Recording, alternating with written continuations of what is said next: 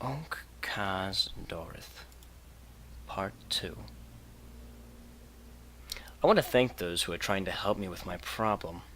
I've tried to reach out to the mod author, but when I try to email them, I get an error that the email address does not exist or match. I even tried looking up the author online, JVK1167. But the only thing I could find was a Morrowind mod, JVK1166Z.esp. And it wasn't even the mod itself, only a story about the mod.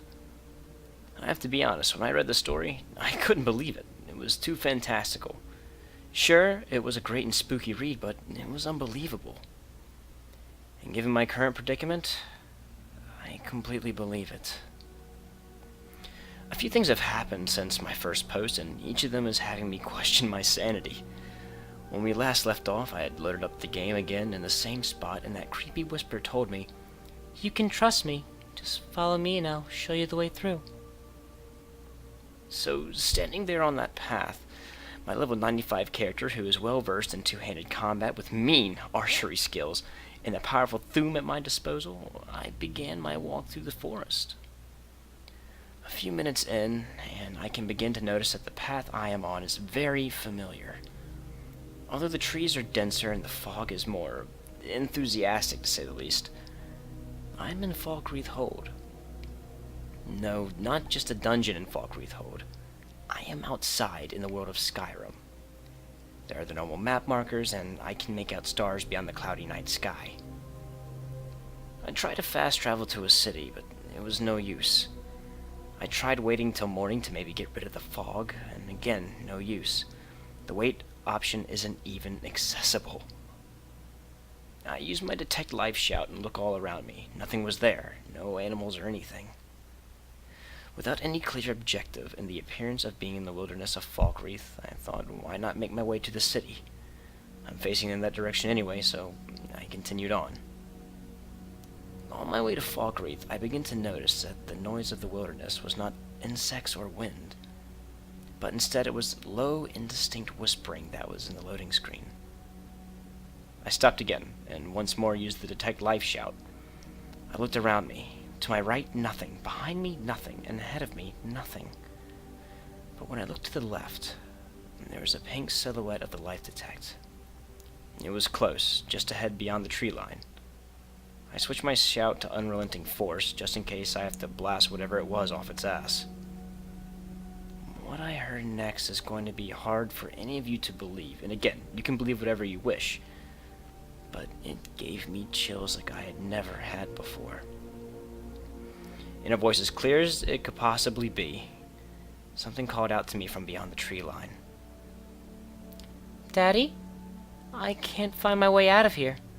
It's too dark and foggy. Please, Daddy, help me." My controller fell out of my hands and landed on the floor with a clunk. The cord to my headset yanked out and the battery pack to my controller slid across our wooden floor. What had just happened is impossible. I was scared, shaken to my core, mind you. I ran upstairs and threw open the bedroom door to my daughter's room. They were both laying there. My oldest, who I could have sworn I just heard in my headset, was laying on her pillow on the bottom bunk fast asleep, while my youngest slept above her on her top. I looked around for a few moments longer, and when I came to my senses, it wasn't her. It couldn't have been. I must have been sleep-deprived. I went back downstairs and grabbed my controller and battery pack and put it back together, and hesitantly placed my headset back over my ears and turned the controller back on. Still standing at the tree line along the path, I used the detect life shout again, and nothing was there.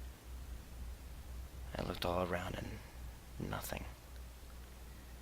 I rubbed my eyes beneath my glasses and took a deep breath. It wasn't real. It was just in my head. So I began making my way to the city once more. The whispering still accompanied me on my walk, but it was none the less unsettling. But I finally made it to Falkreath. Upon the initial observation, there were no guards near the city limits or at its entrance. But it didn't bother me. I simply believed that whatever bizarro world I was in, it wasn't going to come complete with the actual NPCs of the real Falkreath. I began to notice the whispering again, and it seemed a little louder. So I made my way further into the city. The fog is as dense as the forest, if not denser inside the city limits. I used the detect life shout again, and to my surprise, there was a large pink glob straight ahead. It seemed to be in the middle of the city. I made my way through the fog, and as the detect life shout faded, I came across a couple NPCs. As I got closer, I could make out more of them. They were all standing in a group together, their backs to me, and they were all facing the same way. The whispering was getting louder as I walked closer, and I started to get freaked out again. I began to walk around them and make my way towards the front of the group. I turned to face them, and I wish I hadn't. Each one of their faces was exactly like the barmaid in Right One. Dark, hollow eyes and contorted in a horrible fashion. The whispering I have been hearing seemed to have been coming from them. But a moment later, after I faced them, their attention was turned in my direction, and the whispering became screaming. Quickly, I switched to my shout of unrelenting force, my go-to shout for battle, and pulled out my war axes, expecting to fight the townsfolk, but they never moved. They just stood there screaming. I backed up a few feet, and the screaming stopped. I walked forward again, and they began screaming once more.